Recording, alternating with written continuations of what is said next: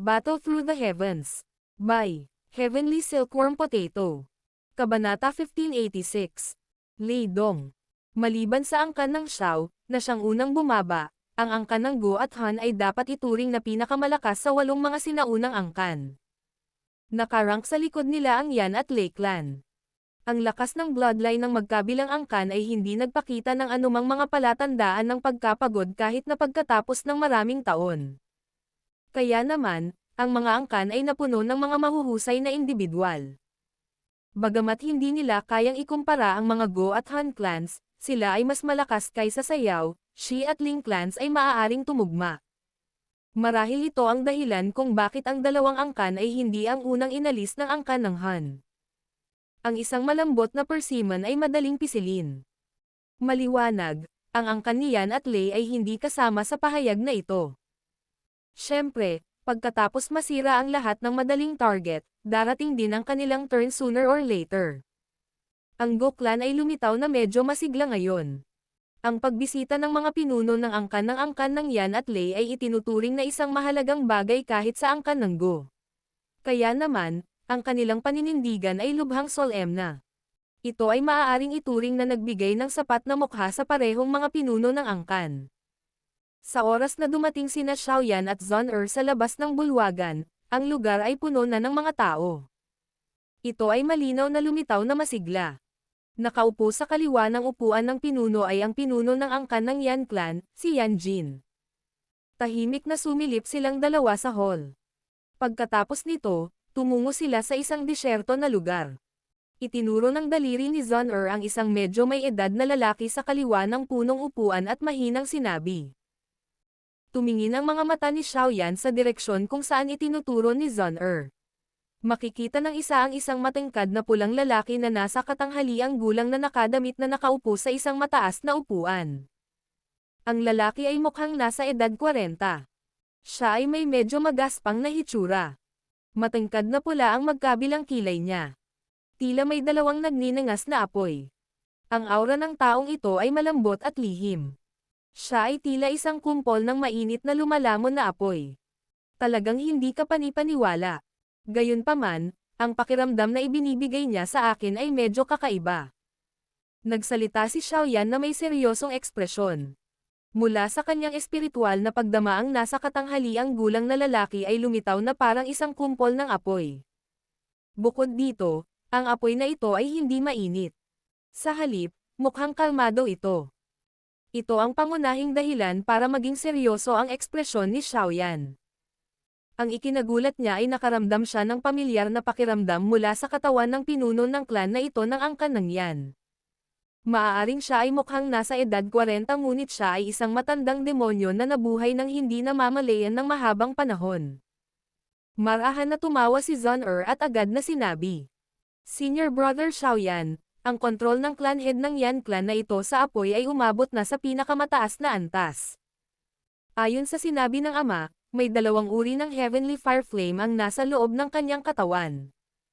9 Seren Golden Ancestor Flame ang ika-7 pwesto sa Heavenly Flame ranking. Ang 9 Seren Golden Ancestor Flame ay nakarating din sa kamay ng Yan clan. Tinaas ni Xiaoyan ang kanyang kilay at nagsalita na may mas malalim na kahulugan sa kanyang boses. Sa madaling salita, ang loob ng kanyang katawan ay mayroon ding pinagsamang Heavenly Flame. Oo, ito ay isang bagong Heavenly Flame mula sa pagsasama ng 9 Seren Golden Ancestor at ang Fire Mountain Rock Flame. Bagamat ang lakas nito ay hindi maihahambing sa iyong Purifying Demonic Lotus Flame, nagagawa nitong lumaban ng pantay sa aking Gold Emperor Incinerating Heavenly Flame. Nakangiting sabi ni Zhong. Ang dahilan kung bakit nagawang pagsamahin ni Senior Brother Xiaoyan ang Heavenly Flames ay dahil sa iyong Chi method. Gayunpaman, itong clan head ng Yan clan ay ganap na umaasa sa kanyang kontrol sa apoy upang pagsamahin ang 2 Heavenly Flames. Ang kahirapan na kasangkot ay medyo malaki. Bahagyang nagbago ang ekspresyon ni Xiaoyan. Ito ang unang pagkakataon na nakakita siya ng isang tao na hindi umasa sa flame mantra upang pagsamahin ang Heavenly Flames. Malinaw niyang naunawaan ang kahirapan na kasama. Kahit na sa kanyang kasalukuyang lakas, malamang na napakahirap para sa kanya na piliting pagsamahin ang dalawang Heavenly Flames sa pamamagitan ng pag-asa lamang sa kanyang sariling lakas. Matapos ang lahat ng mga katangian ng pagguho ng Heavenly Flames ay napakalakas. Talagang karapat-dapat siyang maging clan head ng Yan Clan. Mahinang bumantong hininga si Xiaoyan. Hindi niya maiwasang humanga sa kakayahan nitong Yan Jin. Gayunpaman, naunawaan din ni Xiaoyan na ang pagsasama ng dalawang uri ng Heavenly Flames ay malamang na maging limitasyon ni Yan Jin. Kung magdadagdag ng isa pang uri ng Heavenly Flame, malamang na masusunog niya ang kanyang sarili maliban kung umabot siya sa Daodi class. Hindi na kailangang banggitin pa ang pagsasama-sama ng 6 na uri ng Heavenly Flames tulad ni Xiaoyan. Sa kanang bahagi ng Chief Seat ay ang clan head ng Lei Clan, Li Ying. Ang kanyang lakas ay katulad ni Yan Jin, na nasa 8-star Dao Sheng class. Siya rin ang pinakamalakas na eksperto sa loob ng Lei Clan. Ang mga mata ni Xiaoyan ay muling lumingon sa kabilang panig. Posibleng makita ang metal na tore na parang lalaking biglang umupo. Medyo itim ang balat niya. Ang taong ito ay lubhang nakakaakit ng mata. Parang may malaking dragon na lumalangoy sa ilalim ng balat. Ang isang nakakatakot na lakas ay malabo na inilabas. Bahagyang nanginig ang mga paa ng mga malalapit sa kanya. Ang Lei Ying na ito ay lubos na nagnanais ng mga labanan. Nabalitaan na minsan na siyang nakipag-away kay Elder Xiao Zuan noon. Gayunpaman, natalo siya. Tumawa ng mahina si Zhang at sinabi. Oh, isang sorpresa ang bumungad sa mga mata ni Xiaoyan. Natural na hindi niya alam ang mga pangyayaring ito na matagal nang nangyari. Gayunpaman, ang ninuno na si Xiao Zuan ay karaniwang ang pinakamalakas na tao sa mundong ito noon. Gayunpaman, talagang naglakas loob si Lei Ying na labanan siya. Tila totoo nga ang mga tsismis sa kanyang kagustuhang lumaban. Zhang isang figure ang biglang sumulpat mula sa labas sa isang kahina-hinalang paraan habang sina Xiaoyan at Zhang ay nagtatago sa isang sulok at nag-uusap. Si Xiaoyan ay nagpakawala ng mahinang sigaw kay Zhang. Napalingon silang dalawa at nakitang ang taong iyon ay talagang pangalawang general ng Black Submerged Army, si Gu Hua, na pumasok sa Heavenly Tomb kasama si Xiaoyan at ang iba pa noon. Ano ito? Sinulyapan siya ni Zhang sa medyo nagdududa na paraan. Hihihi. Binigyan ni Gu Hua sina Xiaoyan at Zhang ng isang nakakahiyang ngiti. Pagkatapos nito, nagsalita siya ng may mapait na ekspresyon. Nandito ako para mangalap ng reinforcement. Nagulat ang Xiaoyan duo. Tiningnan nila si Gu Hua na may mga natigil ang ekspresyon, na malinaw na nagpapahiwatig na hindi nila alam ang kahulugan ng huli. Ang lahat ng ito ay sanhi ng mga taong iyon mula sa angkan ng Lei.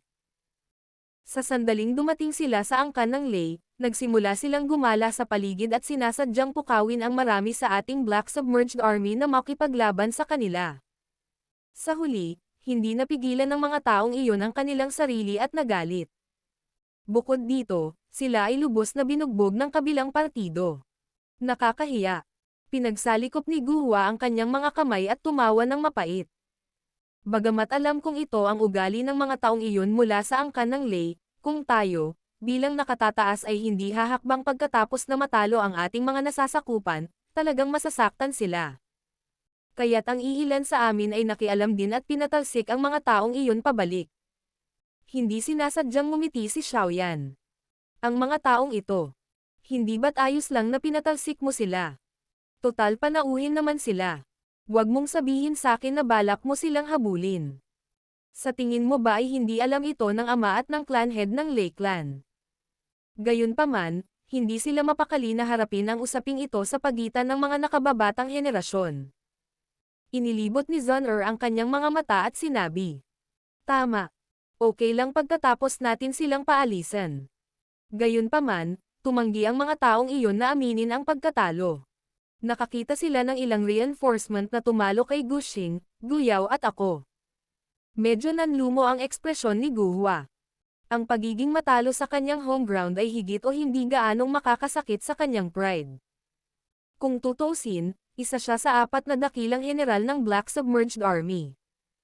Hindi ba okay lang na lutusin si Brother Qingyang ang bagay na ito? Siya ang unang general ng Black Submerged Army, ang hepe ng buong Black Submerged Army.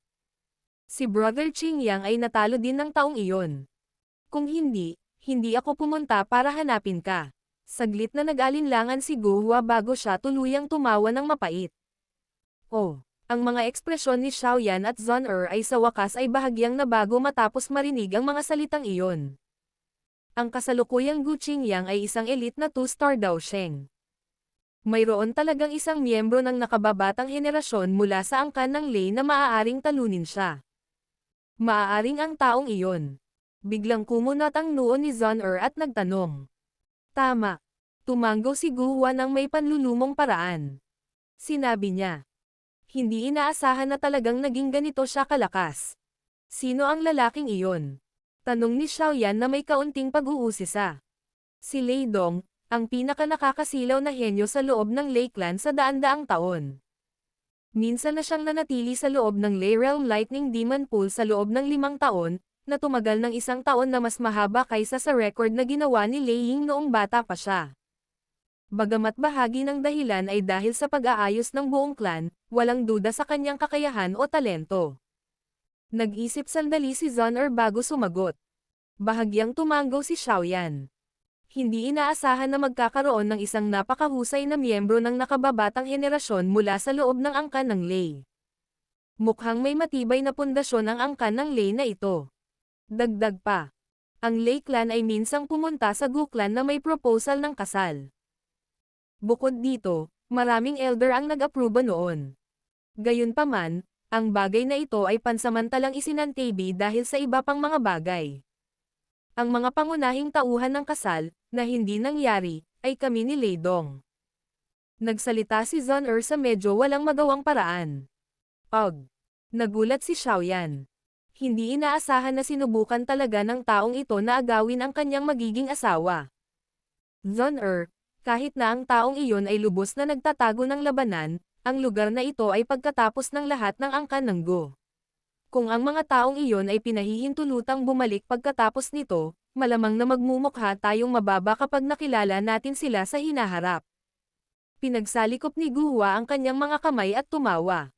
Sa makatuwid, Zon maaari ka bang humingi ng tulong? Nakakainip. Isang ganap na walang kabuluhang pakikipaglaban para sa pagmamataas ng isang tao. Sumulyap si Zon kay Guhua at walang pakialam na nagsalita. Hihihi. Kung ayaw mong makialam, bakit hindi mo hilingin sa bayaw na si Xiaoyan na tumulong na magkaroon ng kaunting pagmamalaki para sa ating Black Submerged Army?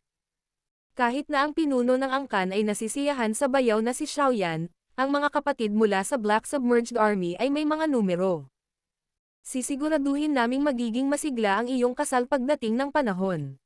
Hindi nabalisa si Guhua matapos marinig ang mga salita ni Zon Direkta siyang lumingon kay Xiaoyan at nakangiting sinabi. Ikaw. Mabilis na tumaas ang pamumula sa magandang mukha ni Zon matapos marinig ang mga salita ni Guhua. Agad niyang pinulupot ang bibig nito at sinabing. Mukhang hindi ako ang target mo kundi si Senior Brother Xiaoyan. Tumawa si Guhua. Nag-init agad ang kanyang mga mata habang nakatingin kay Xiaoyan. Natawa siya. Ano ang masasabi mo, Brother Xiaoyan, gusto mo bang maranasan ang kakayahan ng nakababatang henerasyon ng angkan ng Lei? Sa kasalukuyan, inaantala sila ni Brother Qingyang. Hindi sinasadyang ngumiti si Xiaoyan matapos titigan ng nag-iinit na mga mata ni Guhua. Ang kanyang puso ay hindi sinasadyang nakaramdam ng isang espesyal na pakiramdam. Matapos makipag-ugnayan sa mga matandang demonyong iyon, tila nakalimutan na niya ang tungkol sa kanyang edad. Ayon sa kanyang edad, dapat na siya ay kasalukuyang katulad ni Guhua at ng iba pa, na nakakaranas ng isang yugto ng panahon na sila ay matigas ang talam at mayabang. Sige. Gagawin namin ang sinabi mo. Pangunahan ang daan. Payagan mo akong makita kung ano ang kakayahan ng taong nagtangkang agawin ang asawa ko. Battle Through the Heavens. Kabanata 1587. Pag-aaway. May training ground sa isang maikling distansya sa labas ng main hall ng Gu Realm. Ito ay isang lugar kung saan karaniwang nagsasanay ang Black Submerged Army. Ito rin ang lugar kung saan gustong pumunta ng maraming kabataan mula sa angkan ng Gu. Kaya naman, medyo masigla ang lugar na ito. Bukod pa rito, sa pagdating ng mga pinuno ng Lei at Yan clans ngayon, marami sa mga natitirang miyembro ng nakababatang henerasyon mula sa parehong clans ay dumating din. Ang mga kabataang ito ay hindi sumali sa tinatawag na mahahalagang bagay. Kaya naman, lahat sila ay nagtipon sa lugar na ito. Hindi maiiwasang maging mapusok ang mga kabataan. Ito ay lalo na nang ang mga kabataang ito mula sa mga sinaunang angkan ay nagkita. Sa sandaling ito, mayroong isang makapal na nakaitim na masa ng mga tao na nagtipon sa lugar ng pagsasanay. Karamihan sa mga taong ito ay nakasuot ng itim na sandata. Sila ang kilalang Black Submerged Army ng Gu Clan. Ang kanilang kabuuang lakas sa pakikipaglaban ay medyo malakas. Hindi bababasa, maliban sa angkan ng Han, wala sa iba pang dalawang angkan ang makakalaban sa Black Submerged Army sa mga tuntunin ng kabuuang lakas. Ang pagiging miyembro ng Black Submerged Army ay ang pag-asa sa puso ng marami sa mga nakababatang henerasyon ng Gu Clan. Higit pa rito, kung ang isa ay mamumukod tangi sa kanila, posibleng ma-promote sa posisyon ng commander. Ang posisyon na iyon ay nangangahulugan ng malaking katanyagan sa loob ng angkan ng Gu. Kaya naman, ang layunin ng maraming miyembro ng clan mula pagkabata ay ang Black Submerged Army. Ang training ground ay ganap na napapaligiran ng mga itim na nakabaluti na Black Submerged Army warriors. Gayunpaman, ang kanilang mga mata ay kasalukuyang naglalaman ng bakas ng galit habang nakatingin sila sa bukas na lupa. Mayroong higit sa 100 ng mga batang figure na nakatayo ng buong pagmamalaki na may palalong aura sa lugar na iyon. Isang kumikislap na simbolo ng kidlat ang naruroon sa kanilang mga ulo. Ito ang simbolo ng clan ng angkan ng Lei. Hihihi. Mukhang ang Black Submerged Army ng Gu Clan ay hindi kasing lakas ng sinasabi ng chismis.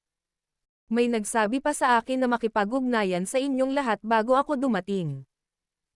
Isang lalaking naruroon sa bukas na lupa ay ngumunguya ng damo sa kanyang bibig. Ang kanyang pagngiti ay mukhang walang kabuluhan. Gayunpaman, tanging ang mga nakakita sa kanyang pag-atake lamang ang nakakaunawa na ang taong ito ay maaaring magmukhang isang bata at walang ginagawa ngunit siya ay medyo malakas. May dalawang figure na nakatayo sa harap ng lalaki. Isa pa, lahat sila ay may mga pamilyar na mukha. Maliban kay Gu Qingyang at sa dalawa pang general, naruroon din si Ling Quan at ang ilang Black Submerged Army commander. Gayunpaman, ang kanilang mga ekspresyon ay kasalukuyang medyo pangit. Leon, itigil mo na yang kalokohan mo. Sasamahan kita kung gusto mong lumaban.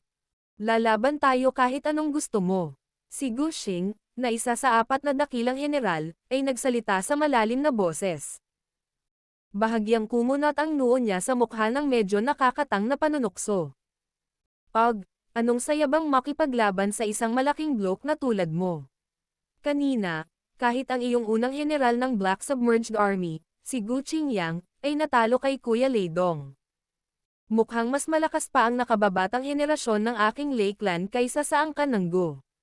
Nakangiting sabi ng lalaking tumawag kay Leon. Leon, itigil mo na ang paggamit nitong kislap ng iyong dila. Ang lalaking nakasuot ng pilak na nakatayo sa harap ni Leon ay biglang ngumiti at umiling. Agad niyang ikinulong ang kanyang mga kamay patungo kay Gu Qingyang at tumawa. Pasensya na talaga, ang taong ito ay palaging prangka. Kumunot ang noo ni Gu Qingyang nang marinig ang mga salitang ito. Ang paraan kung saan ito sinabi. Ang pinakamalakas na tao sa mga nakababatang henerasyon ng aking Gu Clan ay si Miss Zon Er. Kung talagang gusto mo ng isang hamon, maaari kang pumunta kay Miss Zon Er at subukan. Hindi sinasadyang ibinuka ng isang commander ng Black Submerged Army ang kanyang bibig at malamig na tumawa. Hahaha. Zon Er. Ha. Bahagyang napangiti ang nakasuot ng pilak na si Lei Dong nang marinig ito. May hindi kilalang pakiramdam sa kanyang mga mata habang sinasabi niya. Matagal ko nang narinig si Miss Zon Er. Kailangan kong makilala siya sa paglalakbay na ito sa Gu Clan. Si Gu Hua ay nakatakas kanina. Dapat ay hinanap niya siya, tama ba? Ang mga ekspresyon ng mga commander na iyon mula sa Black Submerged Army ay nagkaroon ng pagbabago sa ekspresyon pagkatapos makita na ang mga mata ng taong ito ay napakatalam. Hahaha. Brother Lei Dong, bali-balita na halos ikasal na kayo ni Zon Er noon. Nagkataon lang na nandoon ang clan head. Bakit hindi mo hilingin sa kanya na banggitin ito? Sa tagumpay mo ngayon, sino ba ang hindi karapat-dapat sa iba? Tumawa si Leon. Ang mga ekspresyon ni Gu Yuan at ng iba ay hindi sinasadyang lumubog matapos marinig ang mga salitang ito. Maraming tao sa mga nakababatang henerasyon ng angkan ng Gu ang nakaramdam ng pagkahumaling kay Zon-er. Bagamat kasalukuyang nakuha ni Xiaoyan ang kanyang puso, si Zon-er sa huli ay isa pa ring maliwanag na perlas sa loob ng Gu clan. Paano siya tinutokso ng iba sa ganoong paraan? Ang mga taong ito mula sa angkan ng Lei ay talagang masakit pa rin sa ulo. Ang isang pares ng mga figure ay nanunood ng palabas sa lugar ng pagsasanay mula sa isang mataas na platform sa silangang bahagi. May simbolo silang apoy sa kanilang mga noo. Maliwanag, sila ay mga miyembro ng angkan ng Yan. Ang napadpad sa pwesto ng pinuno ay may pamilyar na mukha. Si Wu Zuan, na ilang beses nang nakilala ni Xiaoyan. Sa tabi niya ay ang babaeng may belo na mukha na nagngangalang Wu Ya, na nagtataglay ng Red Lotus Ye Flame. Si Lei Dong ay talagang nag-improve ng husto sa mga taong ito. Mukhang nag-effort ang Lei clan. Dahil sa kanyang achievement, talagang walang masama na i-groom siya bilang susunod na clan head. Gayunpaman, kailangan pa rin hasain ang kanyang pagkatao. Inilibot ni Wu Ya ang kanyang mga mata sa training ground habang siya ay bamulong. Hahaha. Ano ang silbi ng anumang pagsisikap? Hindi ito na parang hindi mo alam kung sino ang gusto ni Zon-er. At saka, ang taong iyon ay nagkataon na nasa Gu realm din. Ngumiti si Wu Zuan at tuwang-tuwa na nagsalita. Kung lalabas siya, malamang na ang mga taong ito mula sa angkan ng Lei ay malalagay sa alanganin. Xiaoyan. Ha? Bahagyang nagulat si Wu Yan nang marinig ito. Mahina niyang sinabi. Ito ay usap-usapan na ang pinuno ng Hall of Soul ay natalo sa kanyang mga kamay. Siguro kung ito ay totoo. Malamang totoo. Bago tayo dumating, sinabihan ako ng clan head na lumapit ng kaunti kay Xiaoyan. Ngayon ko lang nakita ang clan head na hawak ang isang kabataang ganoon kataas. Sagot ni Han Zuan. Oh, napataas ang kilay ni Wu Ya. Isang mataimtim na ekspresyon ang bumungad sa kanyang mga mata. Ang ilang mga commander ng Black Submerged Army sa pagsasanay sa paligid ay medyo nagalit dahil sa mga salita ni Leon habang sina Wu Zuan at Wu Ya ay nag-uusap. Naging malamig ang mga ekspresyon nila. Hindi nila napigilan ang kanilang mga sarili at akmang sasalakayin ng ang unang commander na si Gu Zin sa gilid ay naglahad ng kanyang kamay upang pigilan sila. Lumingon ang kanyang mga mata kay Leo at nagsalita ng may malalim na kahulugan sa kanyang mga salita.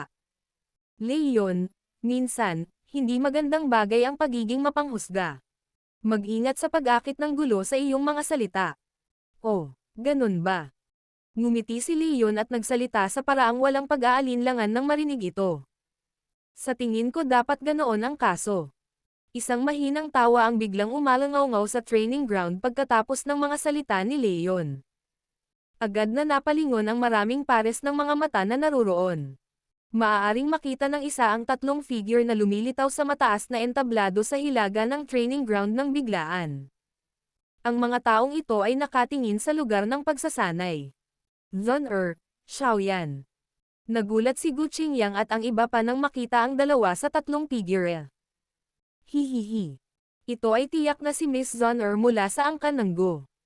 Siya ay talagang napakaganda at karapat-dapat kay Brother Lei Dong. Ang maraming pares ng mga mata mula sa angkan ng Lei ay agad na tumigil kay Zon-er. Isang sorpresa ang bumungad sa kanilang mga mata. Pagkatapos nito, hindi napigilan ni Leon na ibuka ang kanyang bibig para magsalita. Pero bago pa man siya makatapos magsalita, bigla siyang hinarang ni Lei Dong sa tabi niya. Ugh! Brother Lei Dong. Nagulat si Leon matapos siyang pigilan ni Lei Dong.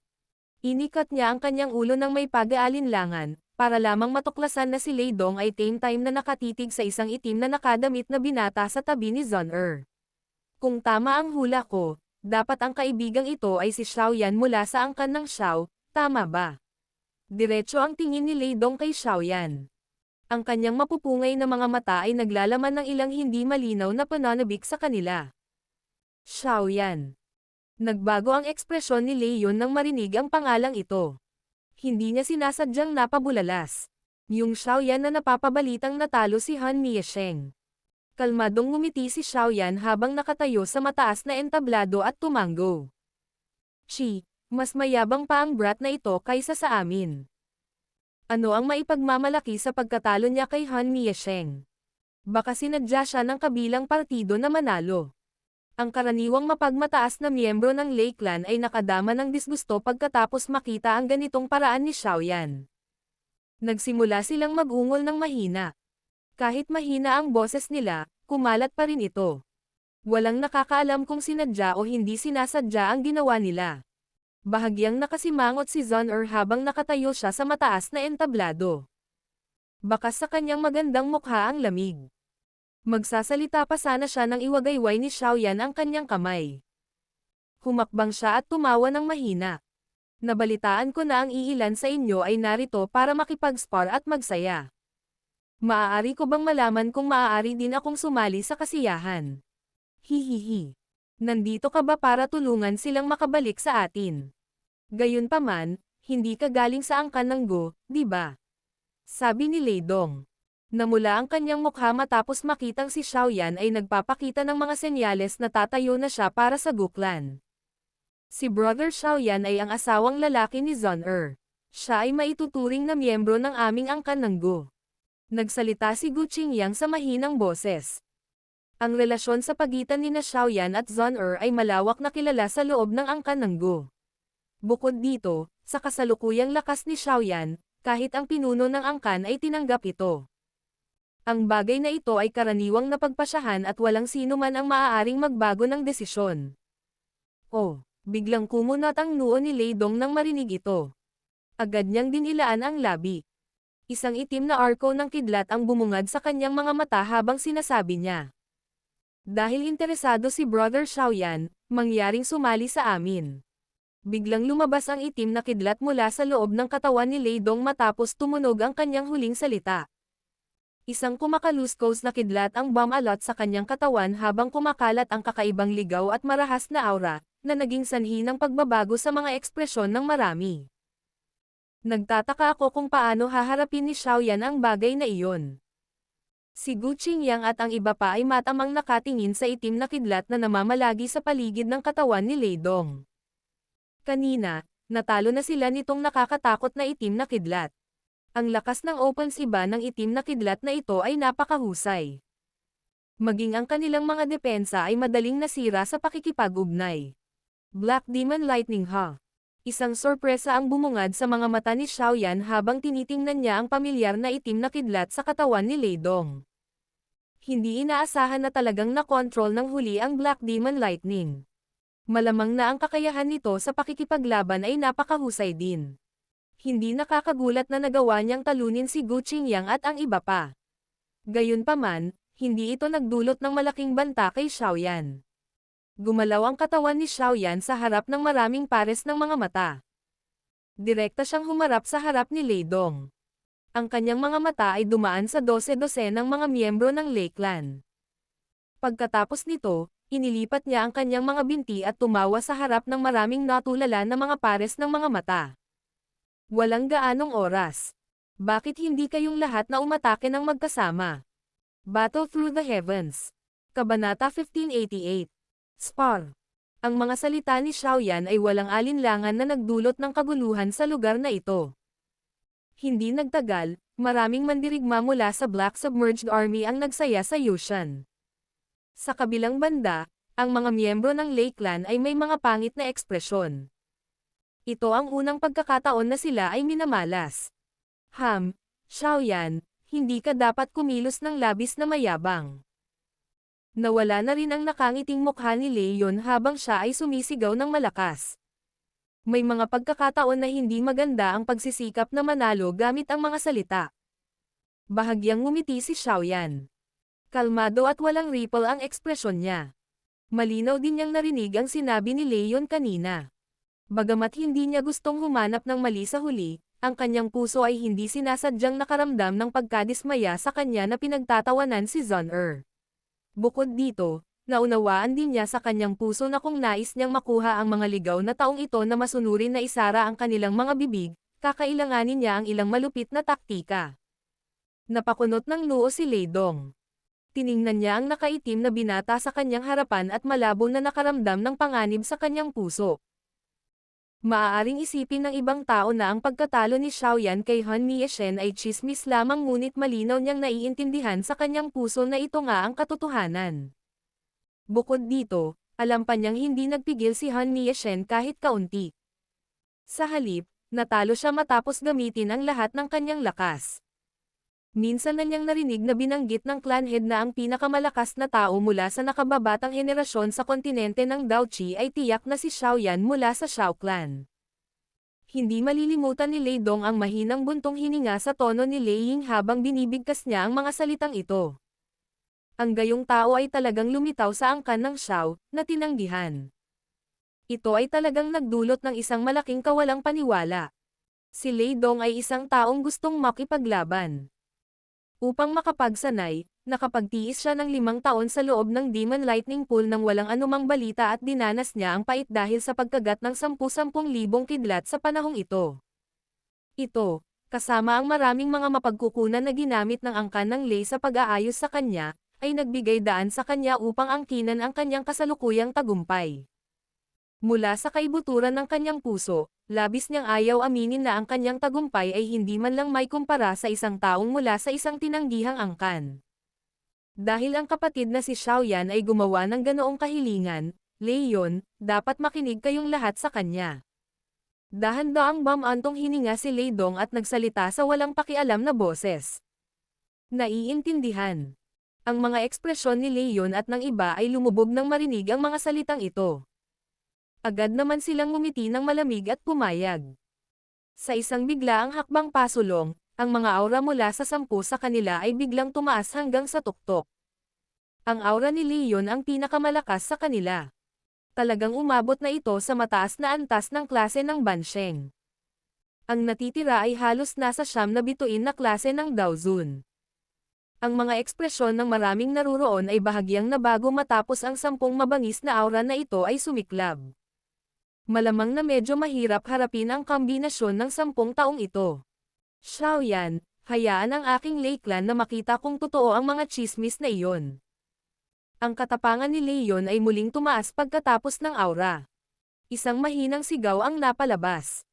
Halos sabay-sabay na sumugod ang 10 oras at perpektong nagtutulungan sila sa isa't isa. Ang 10 individual ay naghiwalay ng parang kidlat at pinalibutan si Xiaoyan. Seryoso ang kanilang mga ekspresyon habang mabilis nilang pinalitan ang seal na nabuo ng kanilang mga kamay. 10 haligi ng kidlat, na 1,000 talampakan ang laki, ay agad na bumangon. Mabilis silang naging 10 paikot-ikot na kidlat na dragon na galit na galit. Lightning Dragon Slaughter. Ang mga ekspresyon ng 10 individual ay tumigas habang lumiliko ang kidlat na dragon. Sabay-sabay silang sumipol pababa. Patuloy na umaalingaw-ngaw ang dumadagandong na kulog. Hindi tanga si Leon at ang iba pa. Naunawaan nila ang lakas ni Xiaoyan. Kaya, lahat sila ay gumamit ng kanilang pinakamalakas na pag-atake ng magkasama. Ang lakas ng magkapit kamay ang 10 nila. Kumikislap ang pilak na liwanag sa kalangitan. Kaagad, isang kidlat na kumikinang sa harap ng maraming pares ng mga mata. Ang 10 kidlat na dragon ay sinamahan ng mabangis na dagandong habang marahas silang bumangga kay Xiaoyan sa ibaba. Bang! Ang mga ripple ng enerhiya ay kumalat mula sa punto ng banggaan. Agad na nabasag ang matigas na lupa, na natatakpan ng alikabok ang lugar. Nataman na tayo. Maraming pares ng mata ang natulala habang pinagmamasdan ang eksenang ito. Kanina, si Xiaoyan ay hindi man lang lumilitaw na umiwas. Ang alikabok sa training ground ay dahan-daang naayos at muling lumitaw si Xiaoyan sa paningin ng lahat. Gayunpaman, suot pa rin niya ang kanyang itim na damit at tuwid na nakatayo. Wala man lang kahit katiting na sugat sa kanya. Maging ang lupa na may 10 talampakan ang layo sa kanya ay mukhang hindi nasira, iba ang hitsura sa gulo sa ibang mga lugar. Paano ito posible? Ang mga ekspresyon ng grupo ni Leon ay agad na namutla habang nakatingin sila kay Xiaoyan, na hindi man lang umatras. Kaagad, isang malalim na pakiramdam ng kawalan ng kakayahan ang bumangon mula sa kanila. Sila talaga ngayong linggo sa mata ng kabilang partido. Madadaanan pa rin ang iyong pag-atake. Tahimik ang buong paligid at bahagyang ngumiti si Xiaoyan. Hindi man lang niya nilinggan ang grupo ni Leon. Lumingon ang kanyang mga mata kay Lei Dong bago iniabot ang kanyang kamay at tumawa. Pagkatapos mo, bang. Napakaseryoso ng mukha ni Lei Dong kaya hindi na ito magseryoso pa. Ang casual na paraan ni Xiaoyan ay nagdulot sa kanya ng matinding pressure. Gayunpaman, siya rin ay isang mapagpasyang individual. Ang kanyang katawan ay sumugod na parang kidlat sa sandaling tumunog ang tawa ni Xiaoyan. Kinuyam niya ang kamay. Isang itim na kidlat ang mabilis na tumama sa kanyang braso. Sa wakas, mabilis itong naipon sa isang mahabang itim na sibat sa kanyang mga kamay. Tumalon ang mga arko ng kidlat sa katawan ng sibat. Napakabilis ni Lei Dong. Siya ay nagpakita sa harap ni Xiaoyan sa halos isang kisap mata. Ang mga anino ng sibat ay sumayaw kaagad ng matalas na hangin ng sibat na direktang tinakpan ang mga nakamamatay na lugar sa paligid ng kanyang katawan. Isang bakas ng sobrang madilim na itim na arko ng kidlat ang lumitaw sa bahagyang nakikitang paraan.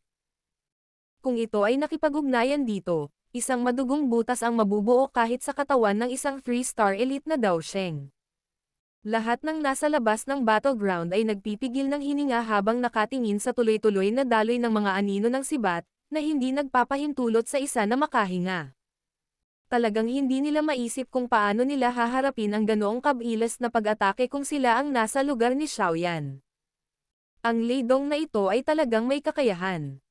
Tiningnan ni Gu Qingyang at ng iba pa ang eksenang ito. Hindi sinasadya nilang tumango. Kahit na siya iyon, malamang na mahirap para sa kanya na magtiis ng mahabang panahon. Bagamat medyo mayabang ang taong ito, mayroon siyang kapital para gawin ito. Gayunpaman, ang kakayahang ito ay marahil ay hindi nagkakahalaga ng pagbanggit sa harap ni Xiaoyan. Mukhang hindi kayang hawakan ng sibat ni Lei Dong si Xiaoyan. Tumingin si Gu Xing sa battleground at biglang napasigaw sa gulat. Si Lei Dong ay napabalitang nagtataglay ng lakas ng isang advanced 3-star Daosheng. Idinagdag ang mutated lightning na Dao Qi sa kanyang katawan, ang kanyang pag-atake ay maihahambing sa isang 4-star Daosheng. Gayunpaman, ang ganoong lakas ay hindi talaga kayang hawakan ang katawan ni Xiaoyan. Anong antas lang ang naabot ng huli? Si Gu Qingyang at ang iba sa gilid ay tumango. Nagpalitan sila ng tingin at nakita nila ang pagkagulat sa mga mata ng kabilang partido. Ito ay lalo na ang kaso para kay Guyao, na minsan ay nakipagpalitan ng suntok kay Xiaoyan. Tuluyan na siyang tumawa. Noong unang dumating si Xiaoyan sa angkan ng Gu, kailangan pa niyang lumaban ng buong lakas upang makitid na talunin si Guyao. Ngayon, gayunpaman, ang agwat sa pagitan nilang dalawa ay walang katapusang lumawak. Dahil kahit na ang mga mula sa paligid ay nakikita ang sitwasyon, si Lei Dong, na nakikilahok sa labanan, ay natural din na nakita ito. Habang lumalaban siya, mas natatakot siya. Parang black hole lang si Xiaoyan sa harap niya. Hindi alintana kung gaano katalas ang kanyang mga pag-atake, tahimik silang nilamon ni Xiaoyan. Wala man lang sa kanila ang nakasire sa huli. Demon Lightning Descend. Tense ang ekspresyon ni Lei Dong. Biglang sumilay ang kalupitan sa kanyang mga mata. Ang matalim na mga anino ng sibat sa kalangitan ay biglang huminto. May makikita siyang kinagat ang kanyang dila. Lumabas ang dugo. May mga itim na arko ng kidlat na kumikislap sa loob ng dugo. Mabilis na dumapo ang dugo sa dulo ng sibat at mabilis na lumabo ang dulo ng sibat. Maya-maya, nanginig ang sibat ni Lei Dong. Ang kanyang bilis ay biglang tumaas sa limitasyon habang siya ay tumusok patungo sa lalamunan ni Xiaoyan na parang kidlat. Ang bilis. Biglang tumaas si Lei Dong, dahilan para magbago ang ekspresyon ng marami. Kahit na ang isang taong kasing lakas ni Gu Qingyang at ang iba pa ay nakakakita lamang ng isang itim na ilaw na flash.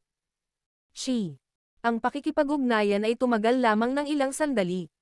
Naramdaman ng lahat ang isang itim na liwanag na kumislap sa kanilang mga mata at isang malambot na tunog ang lumitaw. Ang kanilang mga mata ay nagmamadaling sumulyap, at nakita lamang ang sibat ni Lei Dong na tinutusok ng husto sa malapad na palad ni Xiaoyan. Gayunpaman, Matutuklasan ng matatalas na mata ng mga individual na ang dulo ng sibat ni Lei Dong ay patuloy na nasa kalahating pulgada mula sa palad ni Xiaoyan. Hindi alintana kung gaano kabaliw ni Lei Dong ang kanyang Daochi, hindi niya nagawang umabant kahit kaunti. Ang buong puwersang pag-atake ni Lei Dong ay talagang natanggap ng palad ni Xiaoyan. Bang! Biglang nabasag ang palad ni Lei Dong sa sibat habang nagngangalit ang kanyang mga ngipin. Biglang umalangaw-ngaw ang itim na kidlat. Sa isang iglap, sumakay ito sa braso ni Xiaoyan. Gayunpaman, bago magsaya si Lei Dong, ang itim na kidlat na iyon ay mabilis na lumabo. Parang may nilalamon. Isang pamilyar na lasa. Bahagyang ngumiti si Xiaoyan habang nilalamon niya ang Black Demon Lightning na sumalakay sa kanyang katawan. Bigla niyang hinawakan ang kamay niya at ang mahabang sibat sa kamay ni Lei Dong ay sumabog. Agad siyang humakbang at nilapitan ang katawan ng huli na parang multo. Ang maamong palad ay random na damapo sa dibdib ng huli. Nanginginig ang kanyang palad at nakita ng lahat si Lei Dong na malungkot na lumilipad pabalik. Salamat sa panalo. Nakangiting sabi ni Xiaoyan pagkatapos itulak pabalik si Lei Dong gamit ang palad. Ang bilis ng pagtatapos ng labanan ay naging dahilan ng pagkatulala ng isa.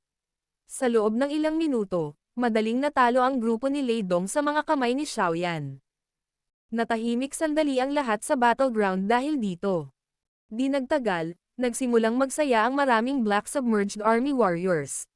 Ang ingay ay parang kulog, na umalangaw-ngaw sa plaza. Bang! Malungkot na bumagsak si Lei Dong sa lupa sa gitna ng nakakabinging saya. Nagtakip siya ng ngipin at akmang sisalakay nang biglang may kulog na parang tawa mula sa kung saan. Hahaha. Napakahusay na maliit na tao mula sa angkan ng Xiao.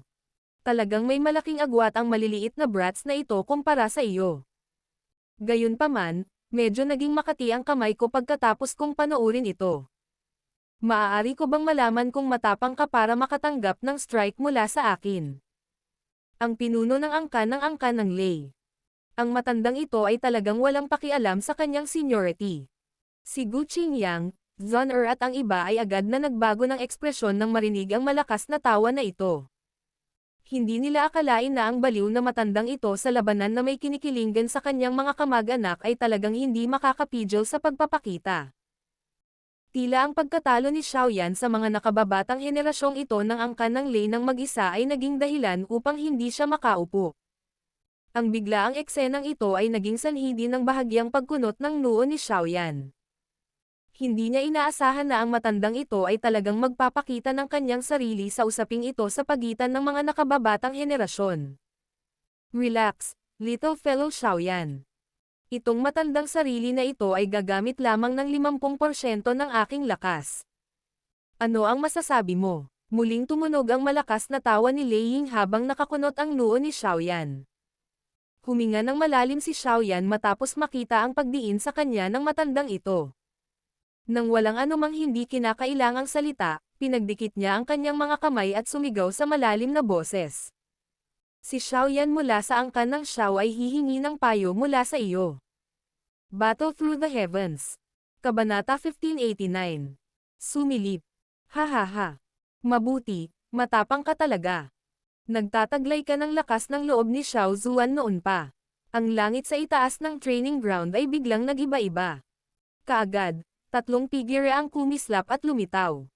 Sila ay trio ni Gu Yuan sa loob ng malaking bulwagan. Ang malakas na halakhak na iyon ay lumabas sa bibig ng metal na tore na parang tao sa kaliwa.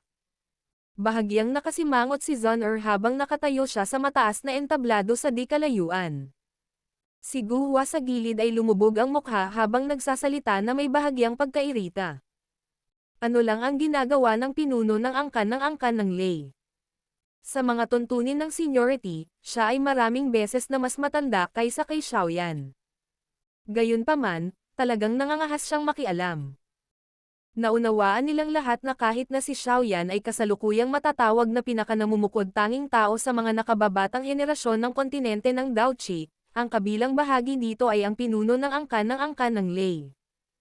Halos walang sino man sa kontinente ng Daochi ang makakatalo sa huli. Dahil sa kanyang katayuan, medyo nalampasan niya ang pag-atake kay Xiaoyan. Si Senior Brother Xiaoyan ay malamang na may sariling mga plano. Hindi siya gagawa ng isang bagay na wala siyang tiwala sa. Bagamat nakaramdam ng kaunting pag-aalala ang kanyang puso, si Zun ay may mas malaking kumpiyansa kay Xiaoyan. Batid niya na ang huli ay hindi gagawa ng isang bagay na labis na walang ingat. Dahil naglakas loob siyang tanggapin ang hamon, malamang na mayroon siyang kumpiyansa. Si Gu Hua sa gilid ay tumawa ng mapait nang marinig ito. Si Lei Ying ay isang walong bituin na si Dao Sheng. Ang pag-iisip pa lamang sa antas na ito ay nakadama na sila ng kaunting kawalan. Hindi na kailangang banggitin pa ang pakikipaglaban sa kanya. Karamihan sa mga taong naruroon ay labis na nagulat na si Xiaoyan ay naglakas loob na tanggapin ang hamon ni Lei Ying. Agad namang nagkatinginan ang lahat. Napatingin ang kanilang mga mata sa payat na figurine na nakatayo sa training ground. Kalimutan mo na siya. Ang katapangan lamang na ito ay naging sanhi ng marami na humahanga sa iyo. Masyadong komplikado ang ekspresyon ni Lei Dong habang sinulyapan niya si Xiaoyan. Pagkatapos nito, tahimik siyang umatras. Ang kanyang buong puwersang pag-atake ay hindi nagbigay daan kay Xiaoyan na umatras kahit kalahating hakbang. Sa kabilang banda, siya ay natalo sa ilalim ng matalim na palad ng kabilang partido. Ang malupit na katotohanan ay nagsabi sa kanya ng agwat sa pagitan ng dalawa. Ibinaba ni Leon ang kanyang ulo sa isang malungkot na paraan habang nakatayo siya sa likod ni Lei Dong. Kanina, ang 10 sa kanila ay magkahawak kamay ngunit sa huli ay hindi siya tiningnan ni Xiaoyan sa mata. Ang ganitong uri ng tahimik na mukha ay maaaring magdulot sa kanila ng kaunting galit ngunit kadalasan, nakaramdam sila ng kawalan ng kakayahan. Hindi man lang sila nag-alinlangan na kung talagang ganoon ang iniisip ni Xiaoyan, malamang na ang isang random na pagwagayway ng kanyang kamay ang naging dahilan upang ang 10 sa kanila ay agad na napahiga sa lupa. Gayunpaman, hindi niya ito ginawa. Marahil ay nakaramdam siya ng paghamak sa gayong pagkilos. Sa mga mata ni Xiaoyan, para silang mga insekto na mayabang na sinusubukang yugan ang isang higanteng puno. Ang isang tunay na dalubhasa ay hindi kailanman maaabala sa panghihikayat ng mahihina. Naisip ni Leon na kung hindi niya tinukso si Zun sa kanyang mga salita, malamang na si Xiaoyan ay hindi man lang mag-abala na tumingin sa kanya. Bagaman ang taong ito ay napakalakas, hindi niya talaga alam ang kanyang mga limitasyon. Ang pinuno ng angkan ay isang 8-star Dao Sheng. Kahit 50% ng kanyang lakas ay higit pa sa sapat upang harapin ang isang ordinaryong 7-star Dao Sheng. Sandaling nag-alinlangan si Leon habang siya ay umatras. Sa wakas, mahinang ungol niya. Tumahimik ka. Malamig na umiyak si Lei Dong at matamang pinandilatan si Leon. Kinawayan niya. Hindi mo ba nalaman na napahiya mo ng husto ang iyong sarili? Kung hindi dahil sa iilan sa inyo ang nagpumilit na pumunta rito, hindi mangyayari ito. Kahit na hindi makatanggap ng strike si Xiaoyan mula sa pinuno ng angkan, hindi siya makakaranas ng anumang pinsala sa kanyang reputasyon. Sa halip, marami ang haangga sa kanyang katapangan. Lumiit ang balikat ni Leon matapos makitang galit na galit si Lei Dong. Nagmamadali niyang itinikom ang bibig. Ang huli ay may medyo mataas na prestihiyo sa kanilang mga puso. Ha. Iyon ba ang maliit na lalaki mula sa angkan ng Xiao? Siya ay mukhang kapantay ni Xiao Zuan sa mga tuntunin ng kanyang katapangan. Ang pinuno ng angkan ng yan, na may isang pares ng matingkad na pulang kilay, ay nakatayo sa kalangitan at tumingin kay Xiaoyan sa ibaba sa kakaibang paraan. Agad naman siyang tumawa. Lei Ying, hindi ba hindi nararapat para sa iyo na labanan si Xiaoyan, dahil sa iyong katayuan? Nagsalita si Gu Yuan sa mahinang boses. Ha. Hindi naman parang hindi mo alam ang ugali ko. Hindi ako nag-aalala tungkol sa edad at katayuan kapag nakikipag-away sa iba. Ang mahalaga lang sa akin ay ang kakayahan. Ang tawa ni Lei Ying ay parang kulog habang patuloy itong umalangaw-ngaw sa kalangitan. Kaagad, tumingin siya kay Xiaoyan at tumawa. Gayunpaman, dahil sinabi ito ng pinuno ng clan na si Gu Yuan, makakalimutan natin ito kung sa tingin mo ay mapanganib ito. Matagal nang narinig ni Xiaoyan ang tungkol sa dakilang pangalan ng clan head na si Lei Ying. Karangalan ko na makalaban ka. Napangiti si Xiaoyan. Nagulat siya sa iba sa hindi basta pagkuha ng pagkakataon at pag-alis. Sa halip, nakangiti niyang tinanggap ang laban. Malamang na kailangan ng tatlong angkan na magkaroon ng malalim na talakayan tungkol sa usapin ng angkan ng Han. Maaaring kailanganin pa nga ng isang alyansa. Pinakamabuting ilagay ang magkabilang panig sa pantay na katayuan kapag nagsasagawa ng gayong talakayan. Kung hindi, magkakaroon ng ilang hindi kinakailangang problema. Ang pinakamahusay na paraan upang ilagay ang magkabilang partido sa parehong katayuan ay upang ipakita ang isang lakas na ang kabilang partido ay may mataas na pagsasaalang-alang. Si Lei Ying ay isang 8-star Daosheng. 50% ng kanyang lakas ang maaaring gawing gulo ang isang ordinaryong 7-star Daosheng. Sa kasalukuyan, si Xiaoyan ay may lakas ng isang intermediate 6-star Daosheng. Kung gagamit siya ng ibang tulong, maihahambing siya sa 7 bituin na si Daosheng. Kaya naman, hindi imposibleng makatanggap ng strike mula kay Lei Ying na naglalaman ng 50% ng lakas ng huli. Ang mga salita ni Xiaoyan ay muling nabigla sa maraming individual. Hindi rin sinasadyang tumawa ng malakas si Lei Ying. Sinabi niya, "Mabuti, maliit na bata, talagang bagay ka sa aking panlasa." Bahagyang ngumiti si Gu Yuan sa gilid nang makita ito. Sinulyapan niya si Xiaoyan ngunit hindi na nagsalita pa. Dahan-daang ibinaba ni Lei Ying ang kanyang katawan mula sa langit. Nakakross ang dalawang kamay niya sa dibdib niya. Ang kulay itim na kidlat na kumikinang ay namamalagi sa kanyang katawan. May malabong nakakatakot na aura na tahimik na kumalat. Naging sanhi ito ng mga taong nasa paligid ng training ground na hindi sinasadyang umatras ng ilang distansya. Ang kanilang mga ekspresyon ay natatakot habang tinitingnan ang metal na tore na parang figure. Tiningnan ni Xiaoyan si Lei Ying na may seryosong ekspresyon. Agad siyang napabuga ng malalim na hangin. Isang ideya ang pumasok sa kanyang isipan at mabilis na sumanib si Little Yi sa kanyang kaluluwa. Agad na lumabas ang pink na apoy mula sa loob ng kanyang katawan. Ang kanyang katawan ay naging kasing linaw ng pink na salamin. Natural na pinakawalan kaagad ni Xiaoyan ang extermination fire body nang makaharap ang napakalakas na kalaban. Mayroong 6 na uri ng heavenly flame scent sa loob ng apoy. Ang mga mata ni Yan Jin ay naglalaman ng kakaibang kislap habang nakatitig kay Xiaoyan. Dahil sa kanyang paningin, isang sulyap lang ang kailangan para makita niya ang bilang ng heavenly flames na pinagsama sa loob ng pink na apoy. Agad na bumalatay sa mukha niya ang pagkagulat. Personal niyang naranasan kung gaano kahirap pagsamahin ang heavenly flames. Ang pagsasanib lamang ng 2 heavenly flames ay naubos na ang lahat ng kanyang lakas. Hindi niya naisip na pagsamahin ang 6 na uri ng heavenly flames. Maraming pares ng mga mata ang napunta sa katawan ni Xiaoyan. Napatingin sila sa katawan na biglang naging salamin. Marami sa kanila ang may gulat na mukha. Gayunpaman, pagkatapos nilang unti-unting maramdaman ang mabilis na pagtaas ng aura ni Xiaoyan sa kanyang likuran, ang sorpresang ito ay mabilis na napalitan ng pagkagulat. Napangiti ng mapait at umiling si Lei Dong, nakakapalat lang ng suntok sa kanya. Nagpipigil talaga siya. Ang aura na ito ay malamang na nagtataglay ng lakas ng isang paunang 7 bituin na si Daosheng. Ginamit ng batang ito ang heavenly strength hanggang sa limitasyon nito. Isang sorpresa ang bumungad sa mga mata ni Yan Jin at ng iba pa habang sila ay nagbubulungan sa kanilang sarili.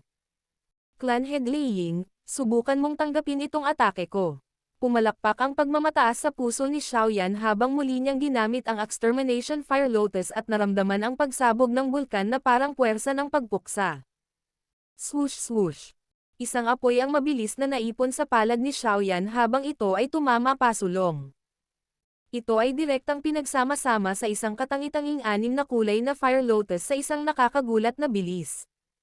Isang extermination ripple, na hindi mapigilan, ang biglang pinakawalan sa sandaling nabuo ang Fire Lotus.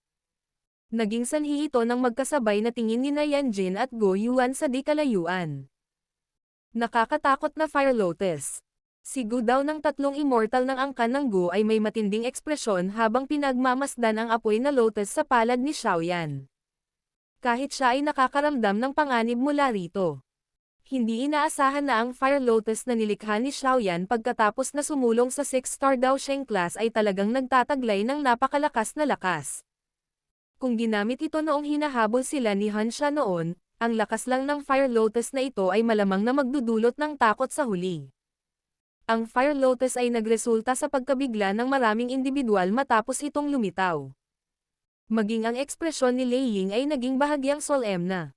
Nakaramdam siya ng matinding interes at tumawa ng malakas. Ang pamaypay na iyon na parang malaking palad ay humawak pasulong. Kaagad, isang dagandong ng kulog ang umalangaw sa kanyang palad, na tila isang kulog na ulap na maraming beses nang natatabunan. Tikman ang lightning calamity palm ng aking Lei clan. Isang kidlat na kumikinang ang bumungad sa palad ni Lei Ying. Sa wakas, biglang naging compressed thundercloud. Mabilis na tumibok ang ulap na parang puso. Pagkaraan ng ilang sandali, biglang nagdilim ang buong lugar na ito. Ang isang kidlat na kumikinang na palad na kanina lang ay nataman hanggang sa laki ng palad, ay biglang sumugod mula sa loob ng kulog. Sa wakas, nabangga ito ng husto sa Fire Lotus ni Xiaoyan sa harap ng maraming pares ng mga mata. Bang! Isang nanginginig na parang pagsabog ang agad na umalangaw sa buong Gu Realm habang ang isang nakakatakot na enerhiyang bagyo ay tumama sa lugar sa paraang walang makakahadlang. Ang nakakatakot na alon ng pagsalakay na tumama sa kanila ay nagpa-atres kay Xiaoyan ng daan-daang metro. Si Lei Ying sa langit ay sumuray-suray ng ilang hakbang paatras. Kaagad, ang pilak na tore na parang katawan ay tumapak sa bakanteng espasyo at talagang nanatili sa loob ng assault wave. Ang lakas ng isang 8 bituin na si Daosheng ay pambihira. Talagang natanggap ito ni Xiaoyan. Maraming tao ang bumulalas ng malakas matapos makita na si Xiaoyan ay hindi nagdusa ng anumang malubhang pinsala sa kabila ng napilitang umatras ng daan-daang hakbang. Ito ay lalo na ang kaso para kay Lei Dong at sa iba pa. Hindi nila sinasadyang makalanghap ng malamig na hangin. Ang Lightning Calamity Palm ay isang bihirang Tian class high-level na Dao skill sa loob ng Gu clan. Bukod dito, ito ay pinakawalan ni Lei Ying. Ang lakas nito ay madaling sirain ang lahat ng nabubuhay na nilalang sa loob ng 500 kilometrong radius. Gayunpaman, nagawa lamang nitong pilitin si Xiaoyan na umatras ng ilang daang hakbang.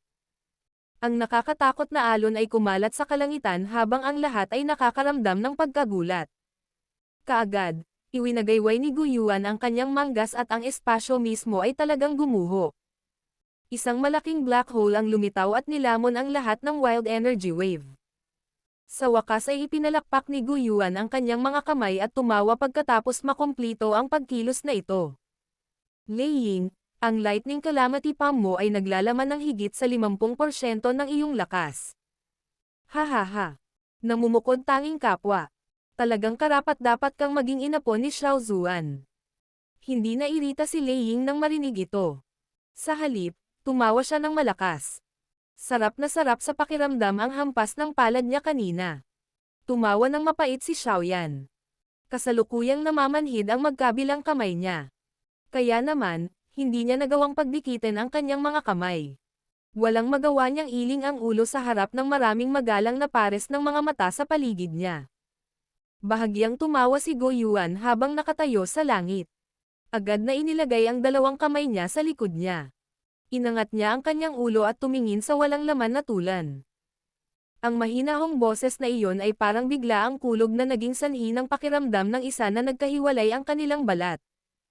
Han Tiandi. Dahil sa katayuan mo, bakit kailangan mong kumilos ng patago? Battle Through the Heavens. Kabanata 1590. Kakaiba. Ang boses ni Gu Yuan ay parang isang pagsabog mula sa kung saan, dahilan para tumigas ang mga naruroon. Ilang sandali pa, maraming gulat na mata ang biglang namula. Napatingin sila sa bakanteng espasyo. Nagsimulang lumabas si Dao Qi mula sa mga katawan ng Black Submerged Army, na nagmamasid pa rin sa labanan ni Xiaoyan kanina, sa lahat ng direksyon. Han Tiandi. Ang pangalang Gu Yuan ay patuloy na umalangaw at sumabog sa tenga ni Xiaoyan. Dahil dito ay dahan-daang humigpit ang kanyang kamao. Ang pangunahing salarin na halos naging sanhi ng pagkalipol ng angkan ng Xiao ay sa wakas. Malapit nang lumitaw. Gu clan, maging alerto. Halos sabay-sabay na sumugod patungo sa langit ang tatlong immortal mula sa angkan ng Go. Isang malakas na sigaw ang umalangaw-ngaw sa buong lugar. Kaagad, maraming sinag ng liwanag ang lumipad sa kabundukan. Ang lahat ng mga eksperto mula sa angkan ng Go ay magkasamang lumitaw. Kaagad, isang malawak at malakas na aura ang bumungad sa kalangitan. Ang lineup na iyon ay naging sanhi ng paglanghap ni Xiaoyan ng malamig na hangin. Ito ba ang lakas ng angkan ng Go? Ang katawan ni Gu Yuan ay nasuspine sa kalangitan habang si Dao Qi ay lumusot dito. Nakalagay ang dalawang kamay niya sa likod niya. Kalmado ang ekspresyon niya habang nakatingin sa bakanteng espasyo. Bagamat wala doon, hindi siya nagpakita ng anumang balak na ilihis ang kanyang mga mata. Elder Gu Yuan, ano ito? Ang mga ekspresyon ni Yan Jin at Lei Ying ay naging seryoso sa sandaling ito. Gumalaw ang kanilang mga katawan at lumitaw sila sa tabi ni Gu Yuan. Nakatingin ang kanilang mga mata sa walang laman na kaharian. Gayunpaman, wala silang naramdaman. Kaagad, isang malaking pag-iingat ang bumangon sa kanilang mga puso. Kahit na sa kanilang mahusay na lakas, labis pa rin silang natatakot sa taong iyon mula sa angkan ng Han. Nandito talaga si Han Tiandi. Baka, nilayo nilang salakayin ang Gu Clan. Nagsalita si Yan Jin sa malalim na boses. Maging siya ay hindi sinasadyang napakunot ang kanyang noo pagkatapos bigkasan ang mga katagang ito. Ang angkan ng Go ay hindi isang angkan na maihahambing ng ibang mga sinaunang angkan. Kahit na ang Han Clan ay maglunsad ng all-out assault, parang napakahirap para sa kanila na sirain ang Gu Clan tulad ng ginawa nila sa Ling Clan. Hindi sumagot si Gu Yuan. Nakatutok lamang ang kanyang mga mata sa lugar na iyon sa kalawakan. Ang orihinal na hindi karaniwang maingay na bulubundukin ay naging ganap na tahimik kasunod ng kanyang pananahimik. Malabo na maririnig ng isa ang tunog ng tibok ng puso na mabilis na kumakabog. Naiintindihan ng lahat kung anong eksena ang lalabas ngayon kung talagang lilito ang Han Clan. Ang eksenang iyon ay malayo sa kung ano ang maihahambing sa labanan sa angkan ng Yao. Nagpatuloy ang katahimikan sa lugar na ito ng ilang minuto. Gayunpaman, walang nang ahas na magpahinga. Maraming pares ng mga mata ang matamang nakatitig sa lugar na iyon sa hangin. Ang ganitong uri ng tahimik na pagtutok ay nagpatuloy ng ilang minuto pa bago ang bakanteng espasyong iyon ay biglang bumuo ng maraming ripples. Isang mahinang tawa ang dahan-daang ibinuga. Ha ha ha. Gu Yuan, matagal na tayong nagkita ngunit ang iyong perception ay matalas pa rin gaya ng dati. Ang paglitaw ng boses na ito ay agad na naging sanhi ng lahat ng mga eksperto mula sa angkan ng Gu na dahan-daang ihanda ang kanilang mga katawan. Sumipol ang Dao Qi na parang tubig baha sa loob ng kanilang mga katawan. Ang anumang bahagyang paggalaw ay mabilis na mag-trigger ng isang bagyo tulad ng pag-atake. Ang pagbabago-bago ng espasyo ay naging sanhi ng dahan-dahang nabuong pag-ikot.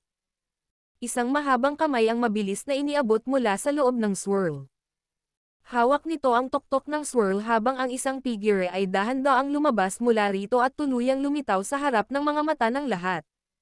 Ang taong lumabas mula sa pag-ikot ay nakasuot ng puting kulay abo na tela. Mukhang nasa 30s na siya o higit pa. Ang kanyang mukha ay gwapo na may isang pares ng hindi pangkaraniwang maningning na mga mata na tila nakikita sa puso ng isang tao. Ang unang impresyon na ibinigay ng taong ito ay siya ay isang pinong individual. Kung ang taong ito ay may hawak na libro sa kanyang kamay, malamang na hindi siya naiiba sa isang iskolar. Gayunpaman, tiyak na ang hitsura ng lalaking ito, na mukhang mahinang iskolar, ang naging sanhi ng labis na pagkalubhan ni Lei Ying at Yan Jin. Maging si Gu Yuan ay nakatuon ang kanyang mga mata sa taong ito. Siya ang pinuno ng angkan ng Han, Han Tiandi. Natigilan si Xiaoyan nang makita ang eksenang ito. Maliwanag, hindi niya nagawang iugnay ang tila mainit at pinong lalaking ito sa pinakakakaiba at pinakamasamang paksayon sa kontinente ng Dao Qi. Ang isang pares ng mga figure ng tao ay dahan-daang lumabas mula sa pag-ikot mula sa likod ng lalaking ito pagkatapos niyang lumitaw. Ang taong nangunguna sa harapan ay natatakpan ng itim na apoy. Nakapagtataka, ito ay ang Nihility Devouring Flame, na nakilala ni Xiaoyan sa Yao Clan noon. Nasa likod niya ang lahat ng tinatawag na Han Clan na 4 na demonyong santo. Malamang na napakahirap na makahanap ng isa pang lineup na tulad nito sa buong kontinente ng Daochi.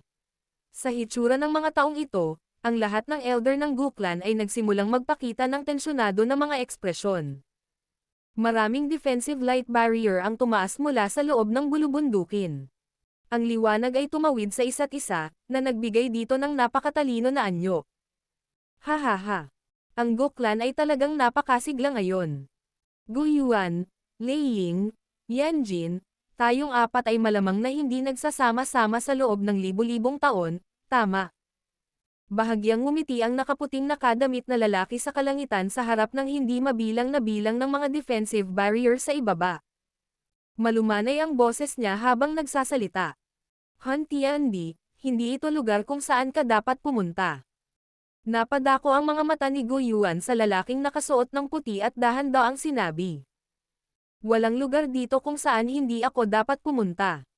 Tumawa si Han Tiandi. Ang dalawa sa kanila ay kumilos na parang sila ay nakikibahagi sa isang casual na chat. Ang kanilang mga boses ay parehong lubhang kalmado. Han Tiandi, ang iyong Han Clan ba ang may pananagutan sa pagkawala ng Ling, Shi at Yao clans? Sumigaw si Li Ying sa mahigpit na boses. Kahit na medyo alam na niya ang sitwasyon, gusto pa rin niyang ibuka ang bibig at magtanong. May ilang mga sagot na kailangan mo lang malaman sa iyong puso. Casual na ngumiti si Han Tiandi at sinabi. Dahan-daang nilaybot ng kanyang mga mata ang lugar sa ibaba. Isang ginaw na hindi sinasadyang bumangon mula sa kaibuturan ng kaluluwa ng sinumang individual na nahuli ng kanyang mga mata. Bagamat mukhang mapayapa ang kanyang tingin, may ganap na walang emosyong iciness sa ilalim nito. Para bang lahat ng bagay sa mundo ay walang pinagkaiba sa ilang damo lamang sa kanyang mga mata. Ikaw talaga ang may pananagutan. Mabilis na naging malungkot ang mga mukha ni na Lei Ying at Yan Jin matapos marinig ang tugon na ito mula kay Han Tiandi. Ang huling Tonling King mula sa Tonling Clan noon ay malamang na nilamon ng Nihility Devouring Flame, tama ba? At saka, ito rin dapat ang dahilan ng patuloy na kaligtasan ng Han Clan hanggang ngayon, tama ba? Napatingin ang mga mata ni Gu Yuan sa figure ng tao na nababalot ng itim na apoy sa likod ni Han Tiandi at mahinang sinabi. Kung alam ko lang ito, dapat ay tinapos na kita noon. Hihihi. Gu Yuan, masyado kang mataas ang tingin mo sa iyong sarili. Maaaring matalo mo ako noon ngunit natatakot ako na wala kang kakayahang ganap na sirain ako. Ang itim na apoy na tumakip sa figure ng tao ay agad na umikot nang marinig ito. Kakaibang tawa ang pinakawalan niya. Bukod dito, dapat akong magpasalamat sa iyong ginawa. Kung hindi dahil sa 1,000 taon na pag-urong na ito, natatakot ako na hindi ko maabot ang 9-star Daosheng class. Maliban kay Gu Yuan, lahat ng naruroon ay nagbago ng ekspresyon nang marinig ang mga salita ng Nihility Devouring Flame. 9-star Daosheng. Iyon talaga ang pinakamataas na pag-iral sa mundong ito. Sa madaling salita, hindi ba ibig sabihin na ang Han Clan ay nagtataglay ng 2 9-star Daosheng? Talagang taglay niya ang lakas ng 9-star Daosheng. Ang ekspresyon ni Xiaoyan ay naging madilim sa sandaling ito. 2 9-star Daosheng. Kahit ang angka ng Gu ay hindi maihahambing dito. Hindi nakakagulat na ang Nihility Devouring Flame ay nagawang pamunuan ang isang grupo para sirain ang Yao Clan. Sa totoo lang ganito siya kalakas. Alam ko na ito dahil nagawa mong lunukan ang kaharian ng Yao Clan sa iyong katawan. Nagsalita si Gu Yuan sa mahinang boses. Isang panimulang 9-star Daosheng. Kung magkakaroon ako ng pagkakataon, tatatakan kita magpakailanman. Malamang na hindi ka makakakuha ng ganoong pagkakataon. Mahinang tumawa si Han Tiandi. Han Tiandi, kung balak mong salakayin ang angkan ng Gu sa pamamagitan ng pamumuno sa napakaraming tao, malamang na hindi pa rin ito sapat. Si Gu Yuan ay mukhang kalmado. Lubusang nalantad ang ugali ng pinuno ng isang angkan. Ito ay talagang hindi sapat. Tumanggo si Han Tiandi at hindi pinabulaanan ang pahayag. Sumimangot si Xiaoyan at pinanood ang eksenang ito mula sa ibaba. Bagamat lumitaw ang mga miyembro ng Han Clan, hindi sila nagpakita ng anumang senyales ng pag-atake. Gayunpaman, Naunawaan ni Xiaoyan sa kanyang puso na ang mga taong ito ay tiyak na walang gagawing walang kabuluhan. Dapat may dahilan para sa kanilang kasalukuyang aksyon. Maaaring ginagamit nila ang pagkakataong ito para maglagay ng isang porma sayon o ano. Ang pag-iisip na ito ay kumislap at nawala. Si Go Yuan ay napakalakas. Hindi siya nagpatalo kay Han Tiandi sa lakas. Malamang na napakahirap para sa kabilang partido na magtagumpay sa paggawa ng ganoong bagay sa harap ni Gu Yuan. Pagkatapos ng lahat, si Gu Yuan ay hindi si Yao Dan. Clan Head Gu Yuan, mag-ingat sa anumang pakana. Nagsalita si Yan Jin sa malalim na boses habang nakatayo siya sa langit. Maliwanag, naunawaan din niya na ang pagkilos na ito ng angkan ng Han ay malinaw na may ilang nakatagong agenda. Ngumiti lang si Han Tiandi sa paalala ni Yan Jin. Nakalagay ang dalawang kamay niya sa likod niya. Hindi siya nagsalita. Ang ginawa lang niya ay pangunahan ang kanyang grupo na tumayo sa hangin sa ganitong paraan at humarap sa grupo ni Gu Yuan. Ang kakaibang eksenang ito ay naging dahilan upang magkadikit ng mahigpit si Xiaoyan ang kanyang mga kilay. Gumalaw ang kanyang katawan at lumitaw sa tabi ni Zhon Er. Ang sitwasyon ay hindi masyadong tama. Dapat niyang ituon ang kanyang isip upang maiwasan ang anumang sitwasyon na mangyari. Ang kaligtasan ni Zhon Er ay malinaw na pinakamahalaga. Mag-ingat ka, nagsalita si Zhon Er sa mahinang boses habang nakatingin kay Xiaoyan sa tabi niya. Bahagyang tumanggo si Xiaoyan. Napakunot siya ng noo. Ang mga aksyon ng Han Clan ay masyadong kakaiba. Ang ganitong paraan ay parang sinasadya niyang pigilan si Go Yuan at ang iba pa. Anong balak nilang gawin? Mabilis na hinaplos ang daliri ni Xiaoyan. Biglang huminto ang kanyang mga daliri. Ang kanyang mga mata ay lumingon kay Zhon Er habang mahinang nagtanong. Ang sinaunang jade ba ng angkan ng Gu ay kasama ni Tito Gu? Nagulat si Zhon Er nang marinig ito. Saglit siyang nag-alinlangan bago sumagot ng mahina. Hindi. Ang sinaunang jade ay nasa Ancestral Hall. Iyon ang pinakamahigpit na binabantayang lugar. Karamihan sa mga eksperto sa loob ng Ancestral Hall ay dapat na lumabas na dito, tama ba? Tumingin si Xiaoyan sa mga eksperto mula sa angkan ng Gu sa kalangitan at nagkomento. Inilibot ni Zhon Er ang kanyang magagandang mata sa paligid ng lugar. Kaagad, bahagyang nagbago ang kanyang ekspresyon. Talagang natuklasan niya na maraming eksperto mula sa Ancestral Hall ang naakit dito. Ang layunin ng Han Clan ay ang sinaunang jade ng Gu Clan. Naging madilim ang ekspresyon ni Xiaoyan matapos makita ang mukha ni Zhon Er. Inangat niya ang kanyang ulo at sumigaw. Uncle Gu, mag-ingat sa sinaunang jade ng Gu Clan. Si Gu Yuan, na nakaharap kay Han Tiandi sa langit, ay biglang nagbago ng ekspresyon. Bago pa siya makalabas ng mahigpit na sigaw, isang nagmamadaling sirena ang biglang bumuglas mula sa kailaliman ng kabundukan. Ito ay isang babala mula sa Ancestral Hall.